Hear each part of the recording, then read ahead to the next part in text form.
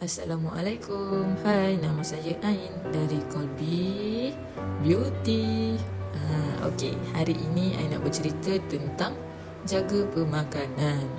Okey, menjaga pemakanan sangat penting untuk kesihatan dan kejayaan dalam kehidupan. Makanan yang kita ambil bukan sahaja mempengaruhi tenaga dan kesihatan fizikal, tetapi juga fokus, emosi dan produktiviti. Okey, Ain ada beberapa tips mudah untuk menjaga pemakanan. Yang pertama, kawal kuantiti makan, iaitu makan ikut keperluan badan tapi bukanlah nafsu. Yang kedua, utamakan makanan semula jadi bermaksud, lebihkan sayur-sayuran, buah-buahan dan semua protein berkualiti.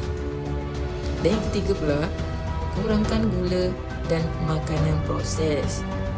Contohnya, gula berlebihan boleh menyebabkan keletihan dan ketagihan makanan manis. Dan last sekali, amalkan jadual makan yang tetap supaya dapat elakkan makan lewat malam atau melangkah waktu makan. Okey, kesihatan yang baik adalah asas untuk mencapai kejayaan. Bila badan kita sihat, minda lebih cerdas dan semangat lebih kuat untuk mencapai impian kita. Jangan lupa follow, like, comment and share untuk next motivasi. Okey, bye.